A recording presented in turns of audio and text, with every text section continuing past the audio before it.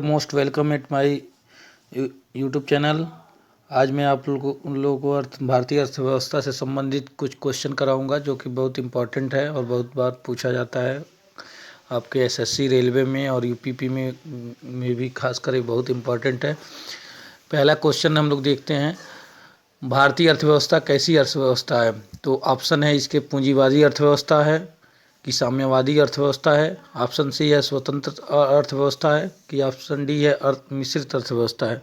तो आपको सोच के बताना है कि इसमें कौन सा ऑप्शन सही होगा।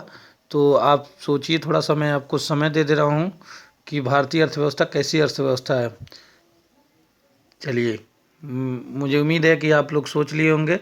तो इसमें ऑप्शन कौन सा सही होगा? मुझे तो लगता है ऑप्शन डी सही होना चाहिए, क्योंकि भारतीय अर्थव्यवस्था कैसा अर्थव्यवस्था है? मिश्रित अर्थव्यवस्था है। क्योंकि मिश्रित अर्थव्यवस्था में होता क्या है कि जो पब्लिक सेक्टर और प्राइवेट सेक्टर है दोनों मिल के काम करते हैं। पब्लिक सेक्टर मतलब सार्वजनिक क्षेत्र के, जैसे जो सरकार के उपक्रम हैं, और जो निजी क्षेत्र के उपक्रम हैं, ये दोनों मिल के अर्थव्यवस्था में योगदान देते हैं। इसीलिए भारतीय अर्थव्यवस्था कैसी अर्थव्यवस्था है? मिश्रित अर्थव्यवस्था है, यानी ऑप्शन नंबर डी सही है।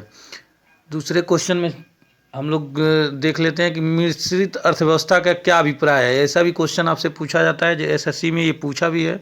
तो मिश्रित अर्थव्यवस्था, मैं पहले ही क्वेश्चन में बता दिया कि मिश्रित अर्थव्यवस्था वो अर्थव्यवस्था होती है जिसमें कि पब्लिक सेक्टर और प्राइवेट सेक्टर दोनों मिल के काम करें। तो आप देख रहे हैं कि इसमें ऑप्शन देखते हैं हम लोग कि कौन से ऑप्शन में दिया है। तो ऑप्शन नंबर ए, अर्थव्यवस्था में कृषि और उद्योग दोनों को बढ़ावा देना। नहीं, ये नहीं होगा। ऑप्शन नंबर बी है सरकारी और निजी क्षेत्र का सह-अस्तित्व। ऑप्शन नंबर सी है अमीर और गरीब का सह-अस्तित्व। सह-अस्तित्व का मतलब है दोनों का समान योगदान, ठीक है। ऑप्शन नंबर डी है छोटे और बड़े उद्योगों का सह-अस्तित्व। तो मैंने पहले ही क्वेश्चन में बता दिया है, आप तुरंत यहाँ टिक कर सकते हैं कि जो मिश्रित अर्थव्यवस्था होती है वो सरकारी और निजी क्षेत्र के सह-अस्तित्व पे डिपेंड करती है। वो दोनों का कंट्रीब्यूशन होता है मिश्रित अर्थव्यवस्था में। तो अब चलिए, मुझे उम्मीद है कि इसमें आपको ये क्वेश्चन आ रहा होगा। ऑप्शन नंबर बी सही होगा इसका। तीसरे क्वेश्चन में चलते हैं कि तीसरे क्वेश्चन है, आर्थिक विकास के दृष्टिकोण से भारत की गिनती होती है पिछड़े राष्ट्र के रूप में। ऑप्शन नंबर बी है विकसित राष्ट्र के रूप में। ऑप्शन नंबर सी है विकासशील राष्ट्र के रूप में। और ऑप्शन नंबर डी है अर्ध विकसित राष्ट्र के रूप में। तो आप लोग जानते हैं कि भारतीय अर्थव्यवस्था कैसी अर्थव्यवस्था है?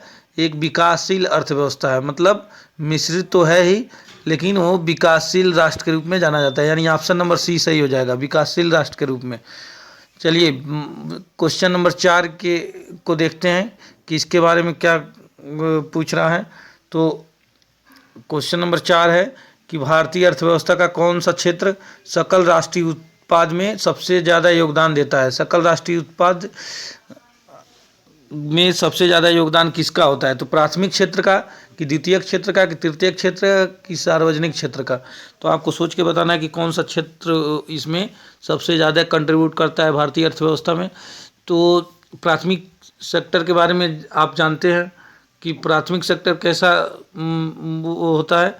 प्राथमिक सेक्टर यानी कि जो कृषि से जुड़े होते हैं, कृषि से जुड़े जितने आपके उपक्रम होंगे, कृषि, पशुपालन, ठीक है, प्रकृति से जुड़े हुए, तो प्राथमिक क्षेत्र में आएंगे। द्वितीयक क्षेत्र में वो आते हैं जो कृषि पे आधारित होते हैं, तो द्वितीयक क्षेत्र में आएंगे। तृतीयक क्षेत्र में वो आएंगे जो सर्विस सेक्टर होता है, जैसे कि आपका सेवा, जैसे बैंकिंग हो गया, ठीक है। तो आपका स्कूल हो गया, बैंकिंग हो गया, मतलब ये सेवा देते हैं। तो जो भारतीय अर्थव्यवस्था में सबसे ज़्यादा अगर योगदान होता है जीडीपी में, वो होता है तृतीयक क्षेत्र का, यानी सर्विस सेक्टर का। तो यानी ऑप्शन नंबर इसमें डी सही हो जाएगा। कौन सा ऑप्शन सही होगा? डी, ठीक है। तो तृतीयक क्षेत्र, ठीक है। ऑप्शन नंबर इसमें सी सही होगा, तृतीयक क्षेत्र का, ठीक है। तृतीयक क्षेत्र में मैं क्या क्या बताया आपको? बैंकिंग होता है, कृषि, बैंकिंग होता है, स्कूल होता है, टेलीकॉम होता है, ठीक है। कृषि तो प्राथमिक क्षेत्र में आ जाएगा, इसीलिए तृतीयक क्षेत्र का सबसे ज़्यादा योगदान होता है।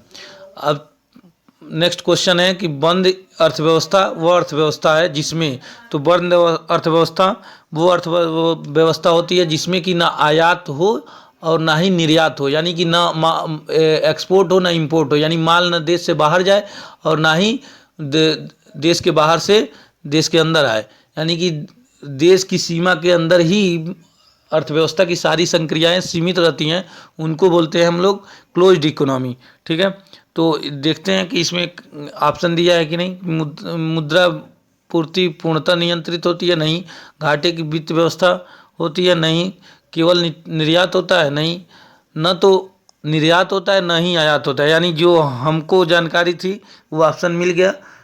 कौन सा ऑप्शन सही होगा? बंद अर्थव्यवस्था वो अर्थव्यवस्था है जिसमें ना तो आयात होता है ना ही निर्यात होता है। ये यूपीएससी में पूछा हुआ क्वेश्चन है, काफ़ी इम्पोर्टेंट भी है, तो आप राइट डाउन भी कर सकते हैं।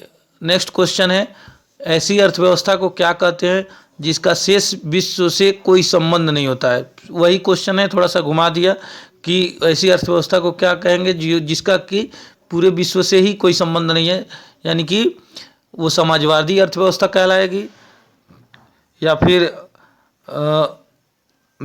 समृद्ध अर्थव्यवस्था कहलाएगी, या मुक्त अर्थव्यवस्था कहलाएगी, या मिश्रित अर्थव्यवस्था कहलाएगी? तो जाहिर सी बात है कि वो बंद अर्थव्यवस्था कहलाएगी। कैसी अर्थव्यवस्था कहलाएगी? बंद अर्थव्यवस्था। इसलिए क्योंकि उस अर्थव्यवस्था का जो वो संक्रिया है वो न देश से के बाहर हो रहा है, न मतलब न एक्सपोर्ट हो रहा है ना ही इंपोर्ट हो रहा है, यानी कि वो शेष विश्व से उसका कोई खास संबंध नहीं है, इसीलिए उस अर्थव्यवस्था को बोलते हैं हम लोग बंद अर्थव्यवस्था। ठीक है, मिश्रित अर्थव्यवस्था अभी मैंने बताया कि वो क्या होता है। मिश्रित अर्थव्यवस्था में होता है कि जिसमें कि आपका जो पब्लिक सेक्टर है और प्राइवेट सेक्टर है, पब्लिक और प्राइवेट दोनों साथ मिल के काम करें, ठीक है, उसको बोलेंगे हम लोग मिश्रित अर्थव्यवस्था। ठीक है, तो ये कॉन्सेप्ट आप क्लियर करते चलिएगा। नेक्स्ट क्वेश्चन देखते हैं कि यह सत्य होगा कि भारत को परिभाषित किया जाए। तो अब भारत को परिभाषित के किस रूप में कर सकते हैं? खाद्य की कमी वाली अर्थव्यवस्था के रूप में नहीं, हमारे यहाँ खाद्य की कमी नहीं है। ठीक है, एक श्रम आधिक्य वाली अर्थव्यवस्था के रूप में ये हो सकता है। नेक्स्ट ऑप्शन देखते हैं, एक व्यापार आधिक्य वाली अर्थव्यवस्था के रूप में, एक पूंजी आधिक्य वाली अर्थव्यवस्था के रूप में।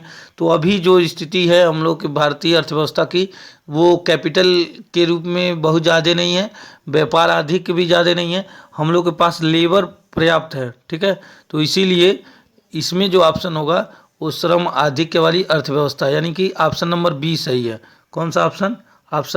Option number B. ठीक है, एक श्रम आधिक्य वाली अर्थव्यवस्था के रूप में। ठीक है, तो इसका ऑप्शन नंबर बी सही होगा।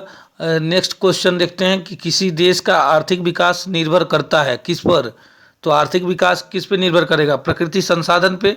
जी बिल्कुल, प्रकृति संसाधन अगर ज़्यादा रहेंगे तो आर्थिक विकास ज़्यादा होगा। पूंजी निर्माण यानी कैपिटल ज़्यादा रहेगा तो भी आर्थिक विकास ज़्यादा होगा। तो तीसरा है कि बाजार का आकार, बाजार के आकार पे भी डिपेंड करता है। अगर कहीं बाजार का आकार बहुत बड़ा है तो वहाँ का आर्थिक विकास ज़्यादा होगा, अगर बाजार का आकार छोटा है, सीमित बाजार है, तो आर्थिक विकास कम होगा। यानी कि इसमें क्या होगा कि इन तीनों पे, मतलब प्रकृति संसाधन पे भी, पूंजी निर्माण पे भी, और आपका बाजार के आकार पे, यानी सब पे डिपेंड करेगा आर्थिक विकास। यानी कि इसका ऑप्शन कौन सा होगा? उपयुक्त सभी। ठीक है, तो ऑप्शन नंबर डी सही हो जाएगा। ठीक है, अब नेक्स्ट क्वेश्चन देखते हैं कि क्या पूछ रहा है नेक्स्ट क्वेश्चन में। तो नेक्स्ट क्वेश्चन में एसएससी में पूछा हुआ क्वेश्चन है कि वैश्वीकरण का अर्थ क्या है? ग्लोबलाइजेशन जिसको इंग्लिश में बोलते हैं हम लोग। वैश्वीकरण मतलब होता है कि हमारी यहाँ की जो अर्थव्यवस्था है उस अर्थव्यवस्था में विदेशी लोग भी निवेश कर सके, उसको विनिवेश बोलते हैं हम लोग। ठीक है, तो देखते हैं यहाँ पे कि ऐसा दिया है, अर्थव्यवस्था का एकीकरण नहीं, वित्तीय बाजार का एकीकरण नहीं, घरेलू अर्थव्यवस्था का वैश्विक अर्थव्यवस्था के साथ एकीकरण, ये सही होगा। ठीक है, घरेलू अर्थव्यवस्था का वैश्विक अर्थव्यवस्था के साथ जब एकीकरण होगा, मतलब जब घरेलू अर्थव्यवस्था और जो वैश्विक अर्थव्यवस्था दोनों मिल जाएंगे तो उनको बोलेंगे ग्लोबलाइजेशन। यानी हमारे अर्थव्यवस्था में, मतलब हमारे संसाधनों में दूसरा भी पैसा निवेश कर सके, उसको हम लोग बोलते हैं वैश्वीकरण। ठीक है, तो ये आपका सही हो जाएगा।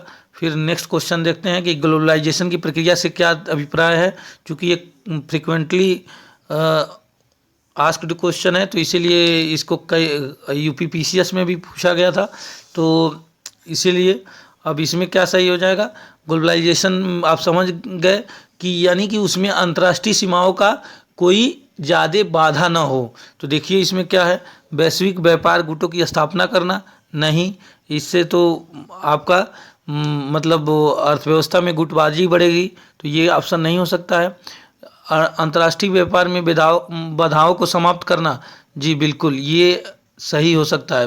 लेकिन नेक्स्ट ऑप्शन देख लेते हैं, विश्व में एकल करेंसी लागू करना, ये भी नहीं हो सकता है। उपयुक्त में से कोई नहीं, तो इसमें यही होगा कि वैश्वीकरण का मतलब है कि अगर बांग्लादेश की अर्थव्यवस्था ऐसी है कि वहाँ भारतीय लोग भी जाके निवेश कर सकते हैं, ठीक है, या भारतीय अर्थव्यवस्था ऐसी है जहाँ अमेरिकी आके निवेश कर सकते हैं, तो वैसी को बोलेंगे ग्लोबलाइजेशन, यानी जो अर्थव्यवस्था का क्या है, वैश्वीकरण कर दिया गया। वैश्वीकरण समझ रहे हैं ना, यानी समस्त विश्व से उस अर्थव्यवस्था को जोड़ देना ही वैश्वीकरण कहलाता है, सिंपल शब्दों में, ठीक है। तो ये क्या ऑप्शन नंबर बी सही हो जाएगा, ठीक है। अब चलिए नेक्स्ट क्वेश्चन देखते हैं कि भारतीय अर्थव्यवस्था के वैश्वीकरण का अर्थ है। फिर वही क्वेश्चन, तो अगर एक बार आप वैश्वीकरण समझ लिए तो आपको कोई दिक्कत नहीं होगी। तो इसमें क्या है, ऑप्शन देखते हैं कि ऑप्शन है वाय ऋण का बढ़ना, नहीं, ये गलत हो जाएगा। भारतीय व्यापारिक इकाइयों को विदेशों में स्थापित करना, ये कुछ हद तक सही हो सकता है, लेकिन अभी इससे भी सटीक अगर कोई ऑप्शन होगा तो उसको हम भी देखेंगे, कंसीडर करेंगे। तो option number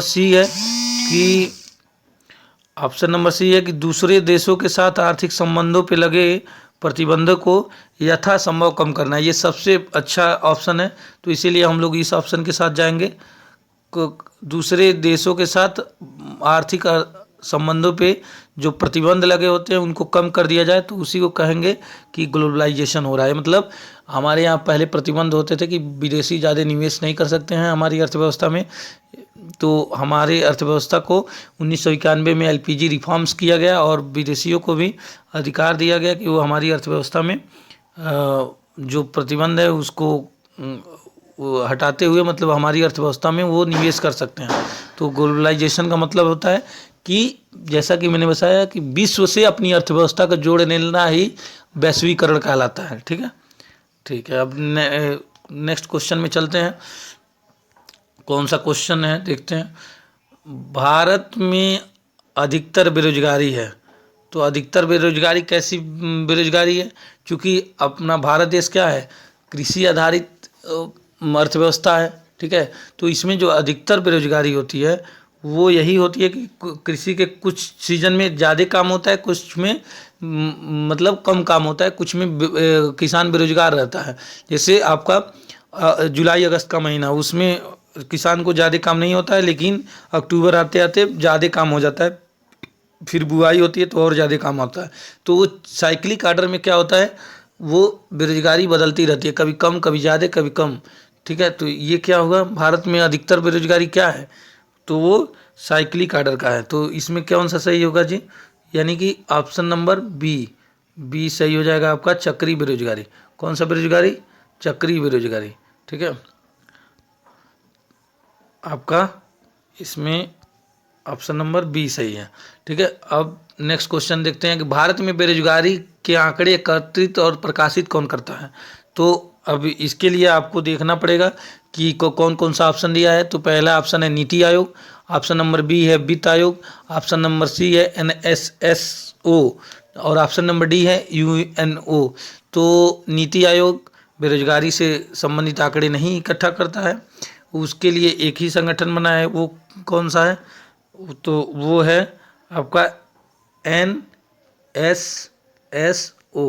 national sample survey, ठीक है।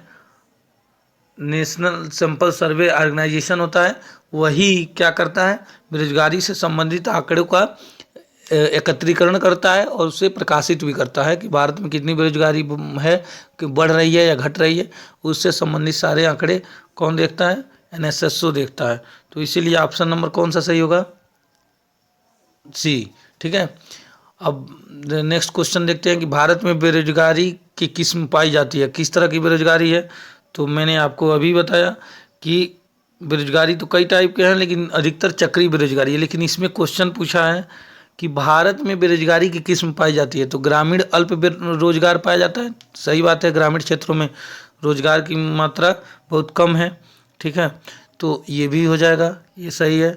चक्रीय बेरोजगारी, ये भी सही है। चक्रीय बेरोजगारी मैंने अभी बताया कि कृषि क्षेत्र में होता है, ठीक है। संरचनात्मक बेरोजगारी, संरचनात्मक बेरोजगारी वो बेरोजगारी होती है जिसमें कि आपका संसाधन ही इतने ना हो कि सारे लोगों को रोजगार दिया जा सके, यानी इंफ्रास्ट्रक्चर की कमी से जो रोजगारी होती है उसको संरचनात्मक बेरोजगारी बोलते हैं, ठीक है। ये भी सही है, यानी कि इनमें से सभी सही है।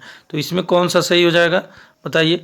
इसमें आपका जो सही होगा वो ऑप्शन नंबर डी सही हो जाएगा। कौन सा? ऑप्शन नंबर डी, डी सही हो जाएगा इसमें, ऑप्शन नंबर डी, इनमें से सभी, ठीक है। तो अब नेक्स्ट क्वेश्चन देखते हैं कि कृषि में मूलतः किस प्रकार की बेरोजगारी की प्रधानता देखने को मिलती है।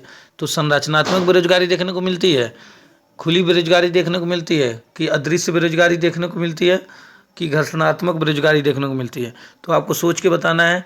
मैं आपको 5 सेकंड दे रहा हूँ, आप सोचिए कि भारत में किस तरह की बेरोजगारी देखने को मिलती है कृषि क्षेत्र में। तो कृषि क्षेत्र में मैंने आपको बताया कि आप अगर ग्रामीण इलाके से अगर संबंधित हो गए तो आपको पता होगा कि किसान क्या करता है, कुछ सीजन में ज़्यादा काम करता है, कुछ सीजन में कम काम करता है, ठीक है। और उसमें जो बेरोजगारी होती है वो दिखती नहीं है, यानी कि ज़रूरत से ज़्यादा लोग उसमें क्या करते हैं, काम करते हैं, इसीलिए उस बेरोजगारी को क्या बोलते हैं, अदृश्य बेरोजगारी कहते हैं, ठीक है। तो कृषि क्षेत्र में जो बेरोजगारी की प्रधानता होती है वो अदृश्य बेरोजगारी होती है, ठीक है। तो चलते हैं नेक्स्ट क्वेश्चन में। नेक्स्ट क्वेश्चन है कि भारत में बेरोजगारी का स्वरूप देखने को मिलता है। तो भारत में बेरोजगारी संरचनात्मक भी होती है, सही है।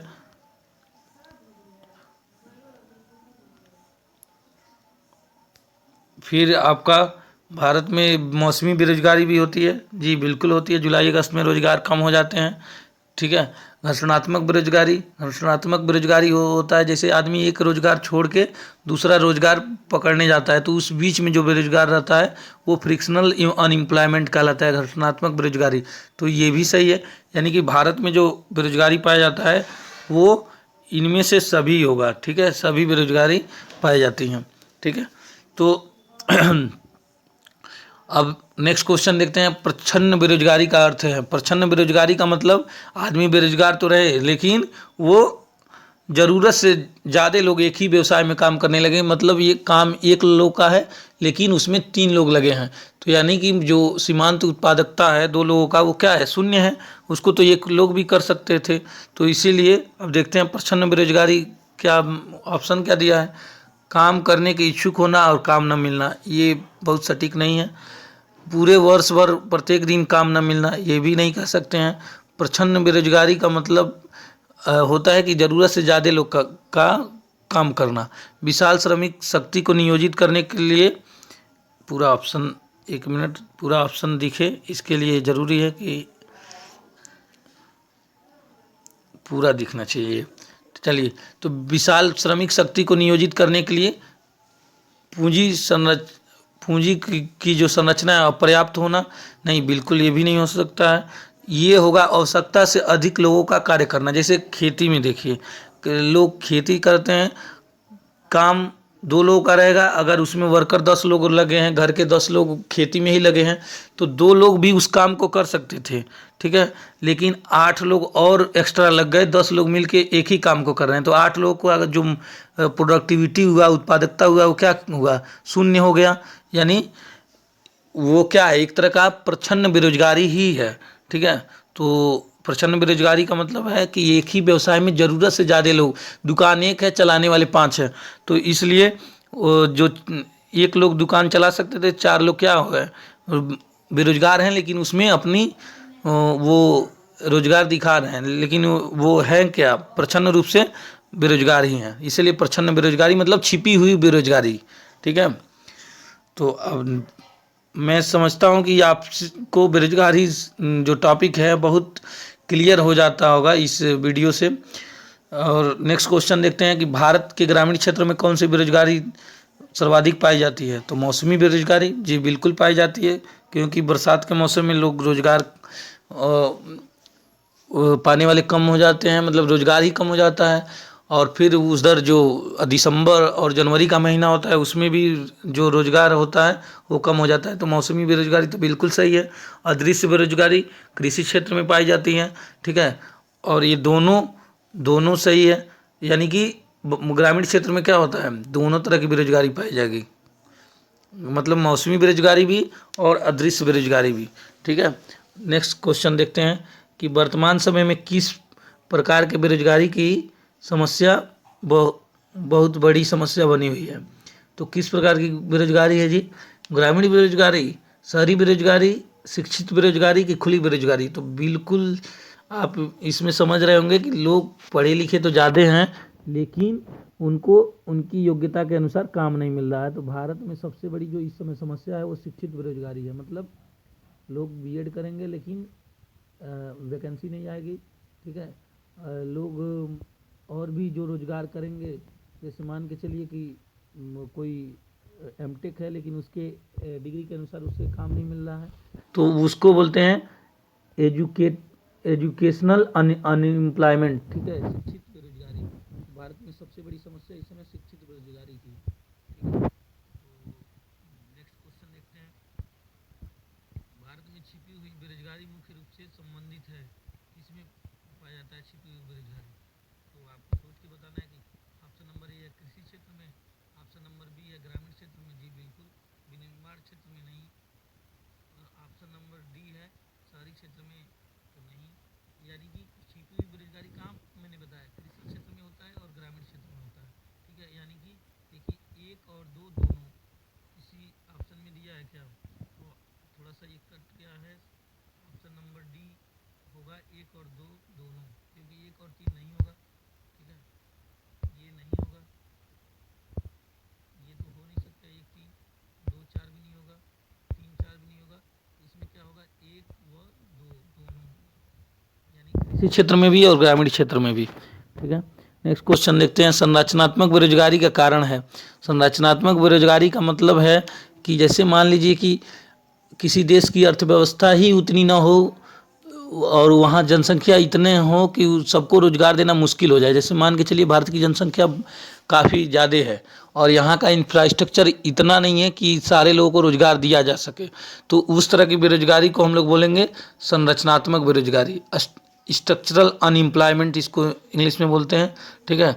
तो इसमें यही होता है कि पर्याप्त जो उत्पादन क्षमता होता है उसकी वजह से क्या होता है, संरचनात्मक बेरोजगारी देखने को मिलती है। तो देखिए ऑप्शन में कहीं दिया है क्या, अस्फीति की समस्या? नहीं, बिल्कुल नहीं, गलत हो जाएगा। भारी उद्योग की अभिवृद्धि? नहीं, गलत हो जाएगा।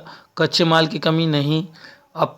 पर्याप्त उत्पादन क्षमता? बिल्कुल यही ऑप्शन सही होगा, ठीक है। तो संरचनात्मक बेरोजगारी का मतलब कि औकात ही नहीं है अर्थव्यवस्था की उतने लोगों की रोजगार देने की, सिंपल शब्दों में ये समझिए, ठीक है। यानी कि उसका जो उत्पादन क्षमता है वो अपर्याप्त है जनसंख्या के हिसाब से, ठीक है। तो अब देखिए नेक्स्ट क्वेश्चन देखते हैं कि शहरी क्षेत्रों में आमतौर पर किस प्रकार की बेरोजगारी दिखाई देती है? तो शहरी क्षेत्र में शिक्षित बेरोजगारी देखने को मिलती है। देखते हैं नेक्स्ट ऑप्शन देखते हैं कि मौसमी बेरोजगारी देखने को मिलती है कि प्रच्छन्न बेरोजगारी देखने को मिलती है कि इनमें से कोई नहीं। तो शहर में ज़्यादा पढ़े लिखे लोग होते हैं, ठीक है, और शहर में उनकी योग्यता के अनुसार काम नहीं मिलता है, इसीलिए शिक्षित बेरोजगारी देखने को मिलती है।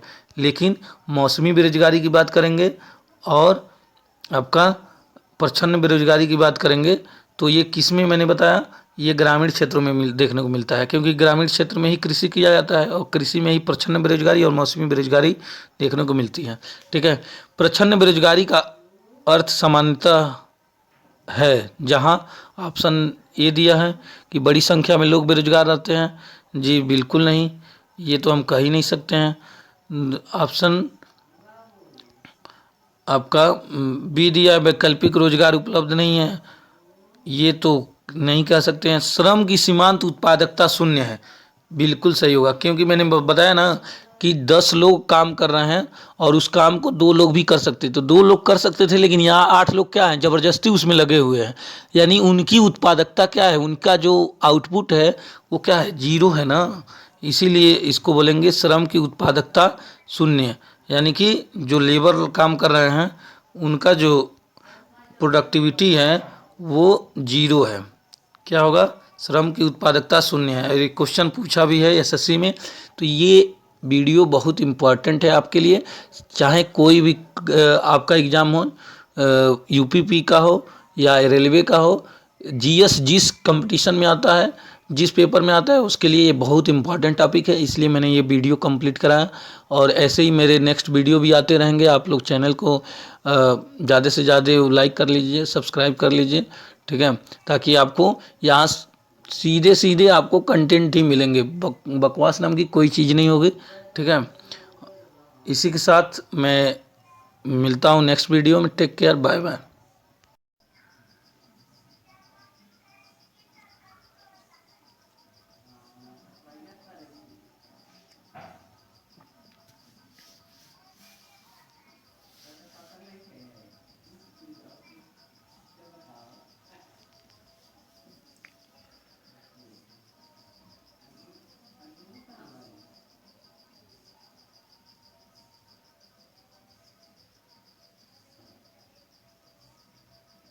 Hello guys, you are welcome.